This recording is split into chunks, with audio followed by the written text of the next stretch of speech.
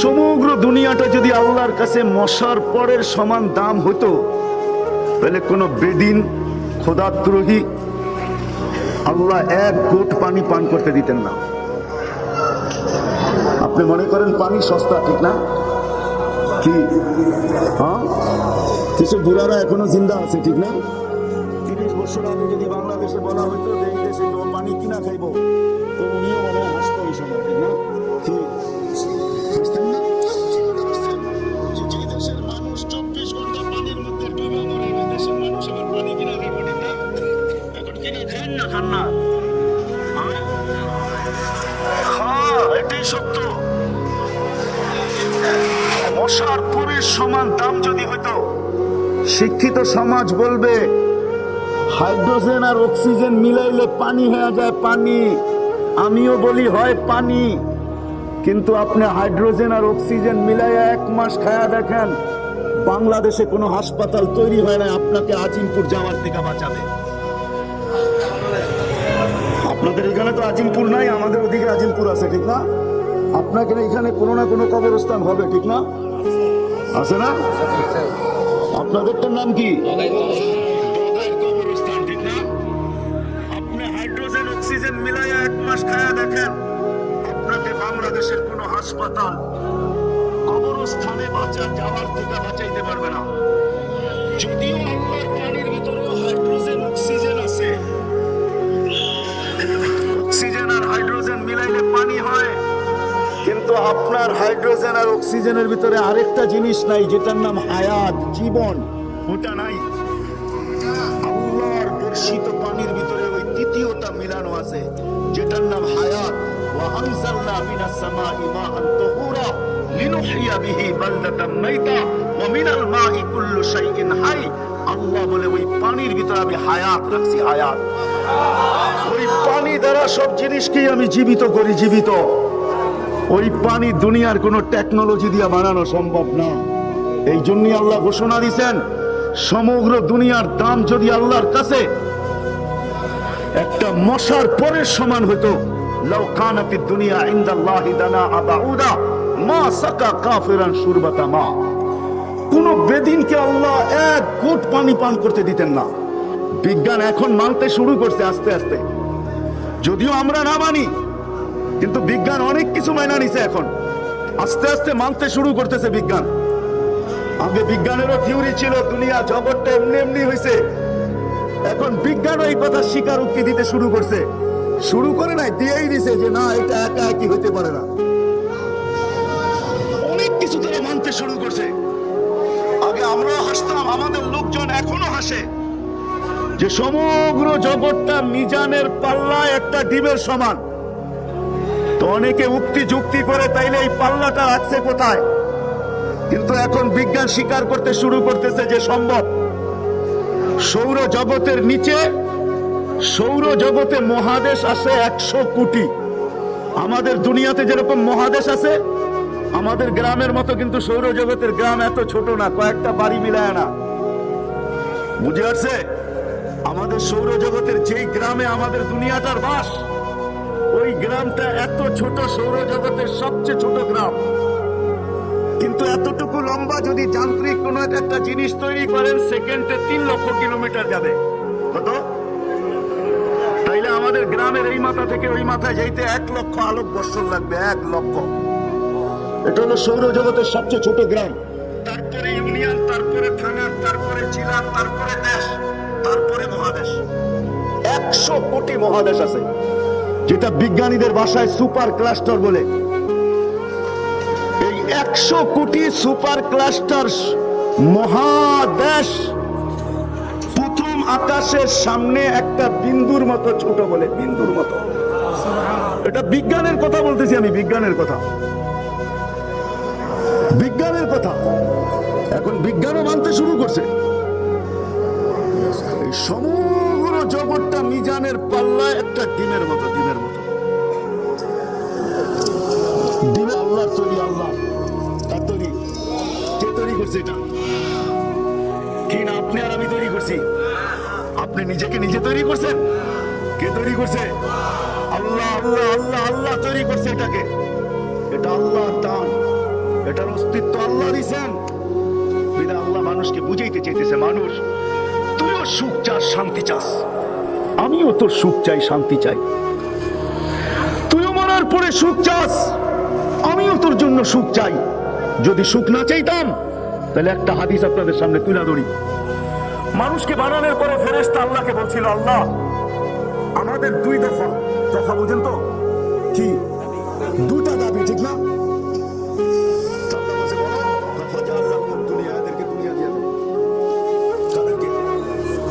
মানুষকে মানুষকে, আমাদেরকে আমাদেরকে। কেননা ফেরেশতাদের মত, ফেরেশতাদের মত ছিল আতাজালু ফিহা মান ইউফসিদু ফিহা ওয়া ইয়াসফিকু দিমা। কেন বানাবেন? এগুলা যায় সব ফিতনা আর ফাসাদ করবে। এমন একটা পর্ব আসবে জমিনকে রক্তে রঞ্জিত করবে, মরতেও দ্বিধা করবে না, মারতেও দ্বিধা করবে না। না মরতে দ্বিধা, না মারতে দ্বিধা। মরতেও দ্বিধা করবে না, মারতেও দ্বিধা করবে না। চেয়ারে বসে গেল, চেয়ারে বসো, নিচে বসে। মরতেও দ্বিধা করবে না, মারতেও দ্বিধা করবে না। এদেরকে দুনিয়া দেন, আমাদেরকে আখিরাত দেন। তো আল্লাহ জবাব দিছিলেন, আউফাদ্দিলুকুম আলা মান খালাকতু বিয়াদিয়া। তোমাদেরকে আমি শ্রেষ্ঠত্ব দিব ওদের উপরে যাদেরকে আমি দস্তে কুদরত দিয়ে তৈরি করছি। ওয়াকাদ ফালাকতুকুম বিআমরি, তোমাদেরকে তো আমি হুকুম দিয়ে তৈরি করছি। হুকুমের জিনিসকে, হাতের জিনিসের উপরে শ্রেষ্ঠত্ব দেওয়া যায় না। তো বলছে আল্লাহ আপনার ফয়সালা, জাআলতু লাহুমুদ দুনিয়া ওয়াল আখিরা, মানুষকে দুনিয়াও দিলাম, আখিরাতও দিলাম। ফেরেশতারা বলে আল্লাহ দুই কুলি তো হারাইলাম, আমরা কোথায় যাব? আল্লাহ বলে আনতুম তাবউন লাহুম তাস্তাকদিমুনহুম। আজকে আমাদের বাহাদুরি সব উৎস হলো ফেরেশতা। শরীরটা আপনি চলে না,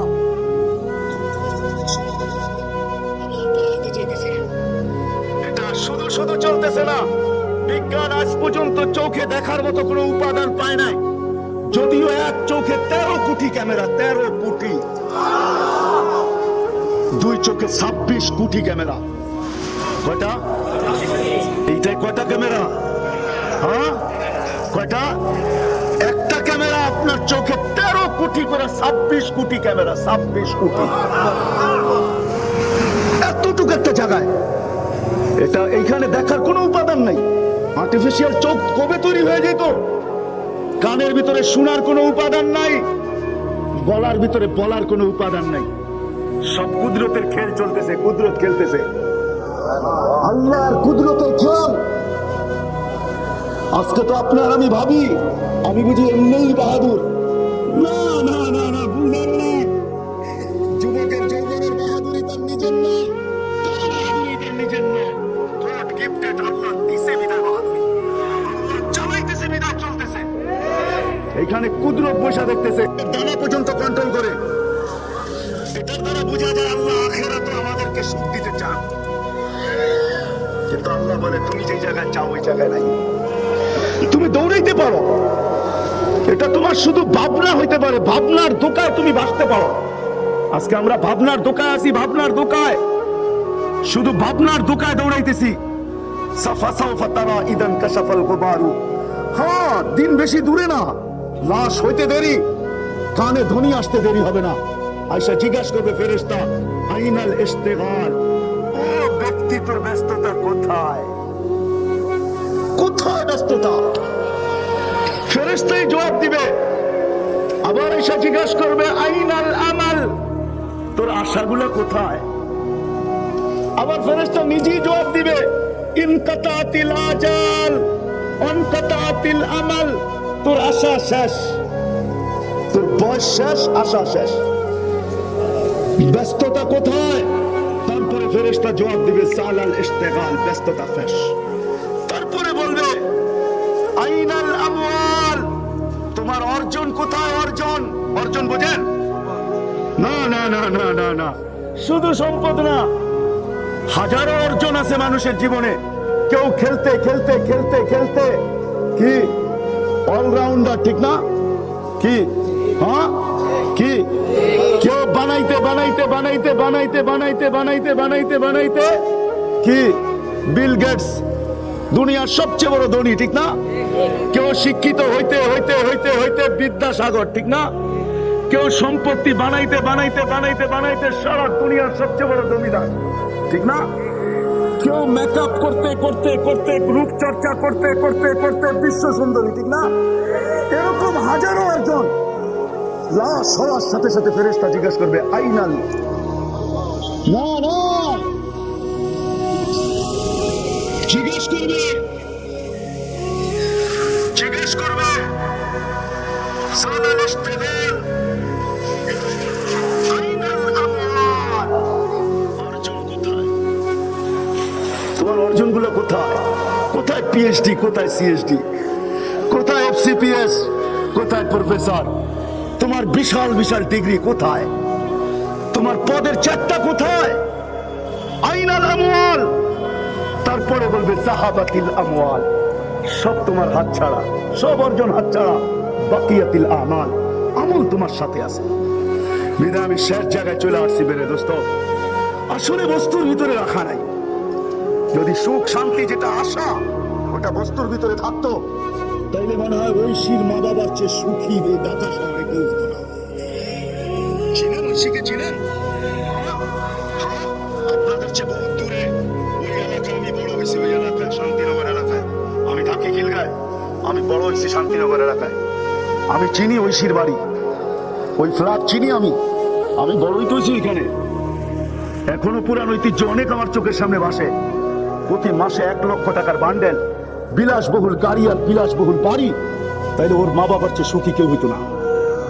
দুনিয়ার বস্তু মানুষকে সুখ দিতে পারে না। যদি সুখী হতো তাহলে আমেরিকার বৃদ্ধরা কোনোদিন চোখের পানি জড়াইতো না। আপনি মিডিয়ায় দেখেন না, আমি প্রতি বছর টানা 16, 17, 18, 19, এই 1900 আমি জুলাই শেষে আসছি, অক্টোবরে আসছি। আমি কোরবানি ঈদের 4 দিন আগে আসছি আমেরিকা থেকে। গত অক্টোবরের শেষ দিকে একবার, এই অক্টোবরে 29 অক্টোবর আমি আসছি অস্ট্রেলিয়া থেকে। আমাকে দুনিয়া বুঝাইতে হবে না।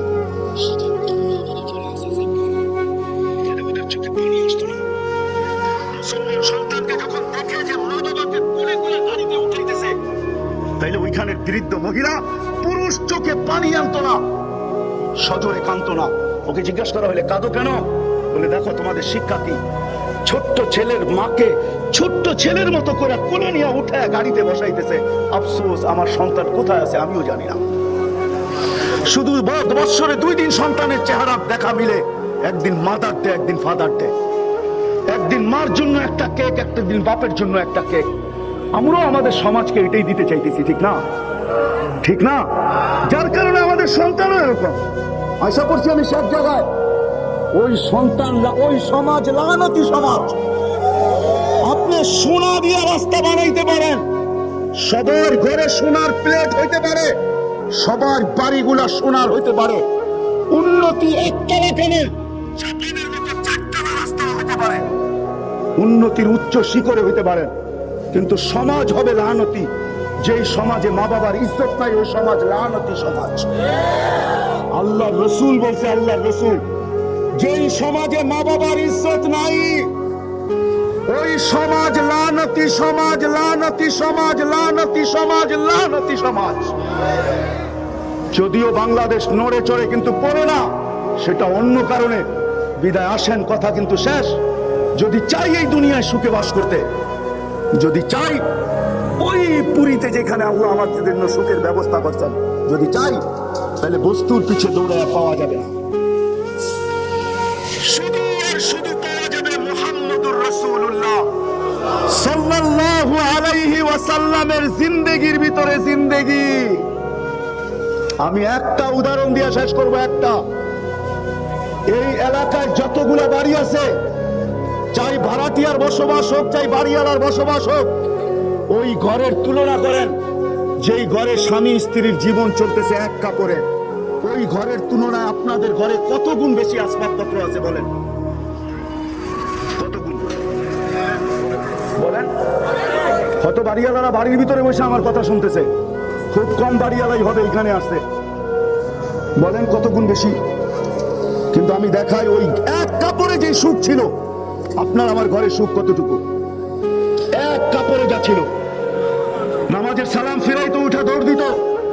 আল্লাহ রসুল একদিন দাঁড় করাইছেন, সালাম ফিরাইতে দেরি, তুমি দৌড়াইতে দেরি করো না কেন? কেন দৌড়াও? তো মাথা নিচা করে দাঁড়ায় আছে, কখন যে চোখ দিয়া পানি পড়া গেছে সে নিজেও জানে না, দাড়ি ভিজা বুকে পড়তেছে। আল্লাহ রসুল যখন চোখের দিকে তাকাইছেন তো দেখতেছেন কাঁদতেছেন, তো জিজ্ঞাসা করতেছে কাঁদতেছো কেন, জবাব দাও না কেন?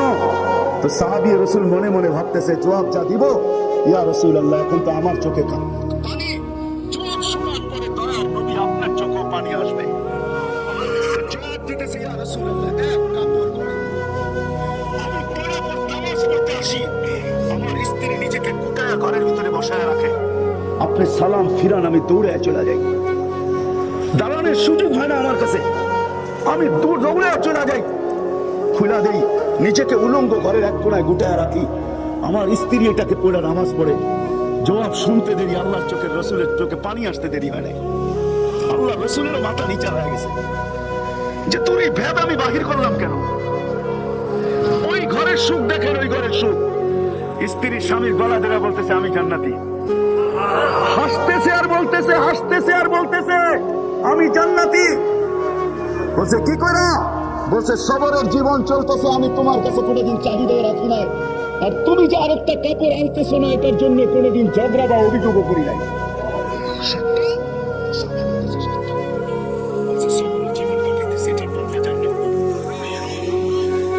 স্বামীকে ধাক্কা দিয়ে বলতেছে তুমিও জান্নাতি। বলছে কি করো? কেন আমার মতো স্ত্রী পেয়ে বুঝি শুকরিয়া আদায় করো না? তো বলছে শুধু করি না এটা না, শ্বাসে শ্বাসে করি। বলছে তাইলে তুমিও জান্নাতি, আমাদের সুখ জান্নাতে হবে, দুনিয়ায় হয় না, কোনো চাহিদাও নাই, অভিযোগও নাই। বলেন ওই ঘরের তুলনায় আপনাদের ঘরে কতটুকু সুখ আছে? বলেন বলেন।